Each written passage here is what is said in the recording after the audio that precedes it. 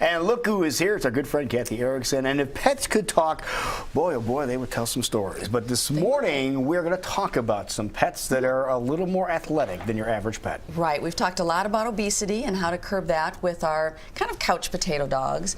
But with hunting season starting, it's time to talk about our athletes a little bit more. And the thing about our labs and our pointers and Weims and all the retrievers and setters that are out there in the field is they need to eat a lot differently than even our average household pets. So where humans get all our energy from carbs, they get theirs from fats. And at the same time, while that's going on, while humans sweat, dogs do not. So they don't need electrolytes like we do. So that leads to a whole different way that those dogs have to be fed. And this could even carry over to some of our agility dogs and nose work dogs and dogs that are really going through that energy. That are active. Very active. And even and this all came about because I have a German Shorthair Pointer that I've talked about before. With this fall season, with her all the scents around, she was running and running and running on the farm and getting thinner and thinner. So I went to our friends at Petsakes, talked to Jerry and his crew over there, and found out about a new pet food that they're carrying over there called Victor. And this pet food is specifically designed with higher protein in it for these dogs that are so darn active. I haven't heard of this before. This is a new one. I think Petsakes is the only one in town. Oh, look at that. And where are they located? That looks familiar. Petsakes is over on East University and over in Altoona. Okay. And we've got this Victor. This is what it looks like if we want to take a look at that. The logo of the Victor dog food. And what it is where we would, like an athlete, a marathon runner would carbo load before they go out. Well, these dogs need more protein. So this kind of food is up to 33% protein. That's a lot. Well, here's the interesting thing. Some studies have been done. And one study was done, took a variety of hunting dogs, and they were doing field trials. They fed some of them 16% protein. I say 16 to 18. A little more average, right. And then they had other groups that they fed up to 40% protein. Here's what they found out. And these are working dogs. They're out there, they're running, jumping.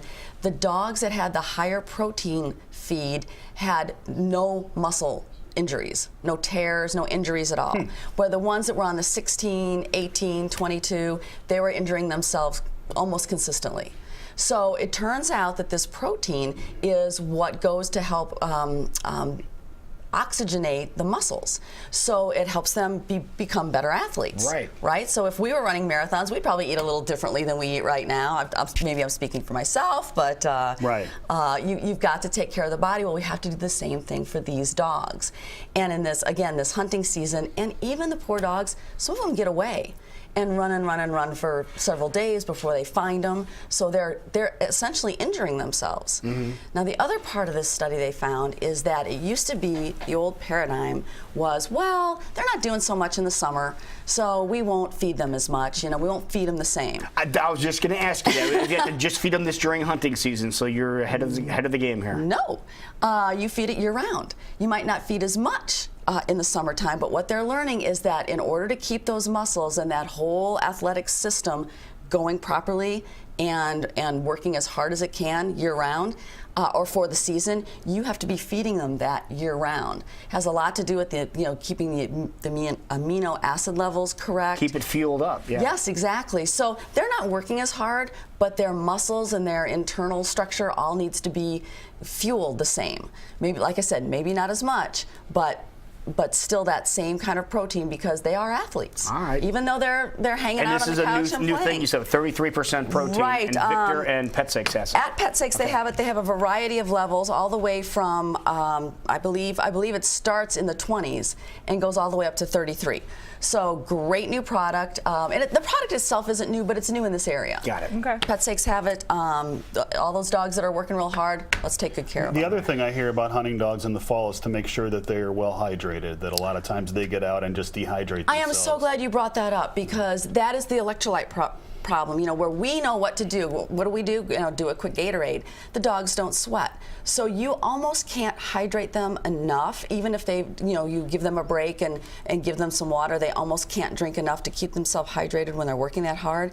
So what they recommend is throw in a little bit of low sodium chicken broth in the water that just make them want to Encourage lap them it to up eat more. it or drink it right. more. Or even throw in a little bit of their food. And on that food schedule, you know, a lot of people might think, oh, well, you know, we'll just feed them big in the morning and then they can run all day. Again, don't feed them in the morning or feed them very, very lightly. And then within 60 minutes after that hunting session, then feed them. That gives them the benefit for their muscles, the benefit for their digestive system, and even the hydration, because the eating will stimulate the drinking. There you go. And they do say to actually give them a water break every 15 to 20 minutes when they're in the field, which, you know, that might be kind of difficult when you're out there But you need to hunting do and it. on the birds, but you need to do it to keep your dog working in the highest capacity. All right, so what do we have going on? All right, what do we have going on? Well, why are you asking me that, Lou? Because there's something very important going on. We have some activities going on this next couple weeks, but the one you wanted me to talk about right now is Santa and Paws, which was on my list. Animal Rescue League. Couple of more nights left. Again, they had it for the last several nights, but again, a Right. couple of more nights left this weekend. Get your last chance. And people might be thinking, oh, well, we can get that photo taken, you know, whenever. That was last Saturdays. That's when we Right. were out there last Saturday. But here's the There whole we schedule. go. That's the Yep. schedule we're looking for. Thank you, Eric. You know, if you don't catch that real quick, go to the ARL website. You can even register online. It's a great fun Christmas card. And you know, it's always fun to torture your dogs this way. And you get family cards if you want. Yeah. You can have Santa. You don't have to have Santa in whatever you desire. So sometimes Santa scares them. Yes, it right? does. It does a little bit. Yeah. Dogs get a little off-putted. So, but they have the decor. So you know, get your family in there. The nice backdrop. You're good to go. Hope Animal Rescue has a big fundraiser. It's kind of a vendor craft fair fundraiser up at the Grimes Community Center on Saturday, November 14th, and our friends at Bailing Out Benji, I don't know if people realize this, but every Saturday morning they are doing a puppy mill protest. They do it up in Ames. They'd love to have you join them. They're working. I don't know if you saw this week, Chicago federal court passed the bill that no puppy mill dogs, only rescue dogs, can be sold at pet stores in Chicago. Wonderful. That's Wow, great. huh? I don't even know how they got that done, but you can bet the people from Bailing Out Benji and Gonna Iowa find Voter out. for Companion Animals are going to be working on that.